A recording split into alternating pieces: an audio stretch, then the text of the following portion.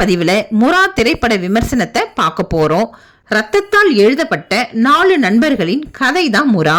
4 கோவக்கார இளைஞர்கள் வேலை எதுவும் இல்லாம சுத்தி திரிஞ்சுக்கிட்டு இருக்காங்க. அனி என்பவர் இவங்களை கடத்தலுக்கு பயன்படுத்திக்கலாம் நினைக்கிறாரு. அனி ரீமான்னு ஒரு பெண்ணிடம் வேலை செய்யறாரு. ரீமா கட்ட பஞ்சாயத்து செய்யும் ஒரு பெண். தாதாவா வலம் வருபவர். இந்த 4 நண்பர்கள் கடத்தல் வேலைய பலவித ஆபத்தையும் கடந்து சாதிக்கிறாங்க. ஆனா கோடிக்கணக்கில் பணம் வருவதை பார்த்ததும் நாங்க செய்யும் வேலைக்கு பங்கு அதிகமா வேணும் அப்படின்னு கேட்க ஆரம்பிக்கிறாங்க.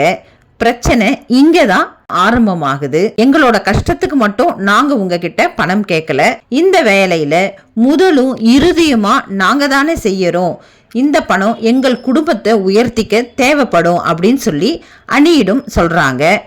இந்த மாதிரி அவங்க பணத்தை கேட்ட பிறகு அவங்க குடும்பத்துக்கு எப்படியெல்லாம் பாதிப்பு ஏற்படுது, அதற்கு பிறகு இந்த 4 பேரும் சந்திக்கும் பிரச்சனைகள் என்னென்ன, இறுதியில் என்ன ஆனது என்பதுதான் முரா திரைப்படம். மலையாளத்திலிருந்து ரத்தமும் வன்முறையுமா வந்திருக்கும் மற்றொரு படம் தான் இது. 4 இளைஞர்களும் அவங்கவுங்க பகுதியை சும்மா கச்சிதமா நடிச்சிருக்காங்க. ஹரித், யது கிருஷ்ணன், அனுஜித் ஜபின் என இந்த 4 பேரும் அடிதடியில ஈடுபட்டு திக்கின்றி திரியும் கோவக்கார இளைஞர்களா நடிச்சிருக்காங்க. மதுரையை சேர்ந்த 2 இளைஞர்கள் இவங்களுக்கு உதவி செய்யறாங்க. சுப்பிரமணியபுரத்தை நினைவு கொண்டு வருவது போல பணத்துக்கு இல்ல மாப்பிள பழக்கத்துக்கு செய்வோன்னு அதே போல வசனமும் பேசுறாங்க. ஆரம்பத்துல இவங்கள அந்த 4 பேரும் ஏமாத்திடுவாங்க அப்படின்னு நினைக்கிற மாதிரி இருக்கும்.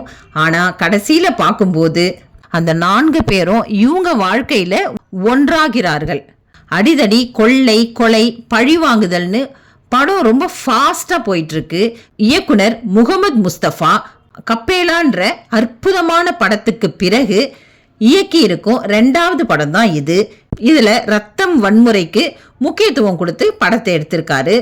இந்த இளைஞர்கள் செய்வது தப்பாக இருந்தாலும் ஒரு கட்டத்துல அவங்க கண்டிப்பா ஜெயிக்கணும் அப்படிங்கிற பதபதைப்பு பார்ப்பவர்களுக்கு ஏற்படதான் செய்யுது. அமைதியான வில்லனாக அனி தூக்கத்தில் எழுந்து நடிக்க சொன்னாலும் கூட நடிப்பாருன்ற அளவுக்கு அவர் வேடத்தை ரொம்ப பொருத்தமா இயல்பாக நடிச்சு கொடுத்திருக்காரு. நண்பர்கள் 4 பேரும் மதுரைக்கு கிளம்புறாங்க.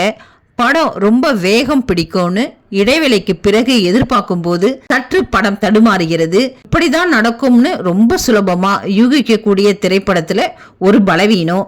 அதே போல 2 நண்பர்களுக்கு இதுதான் நடக்கும் அப்படின்னு குறிப்பா உணர்த்தப்பட்டாலும் அதை காட்சிப்படுத்துறதுல தெளிவு இல்லை.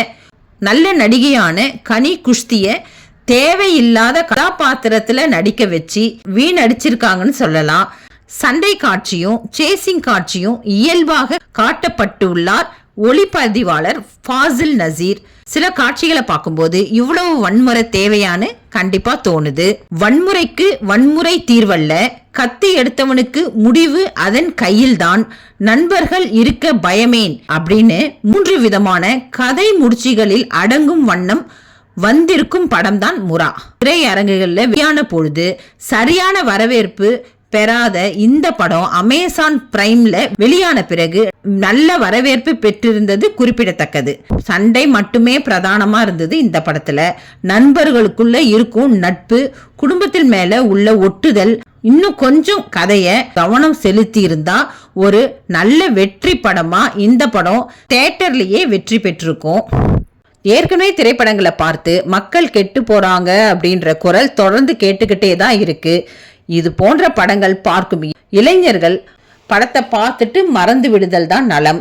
இவர்களை ஒரு எடுத்துக்காட்டு எடுத்துக்க கூடாது என்பது மிகவும் முக்கியமானதும் அவசியமானதும் ஆகும். ஓகே ஃப்ரெண்ட்ஸ், முரா திரைப்படம் எப்படி இருந்தது அப்படின்றத கமெண்ட் செக்ஷன்ல சொல்லுங்க. நன்றி.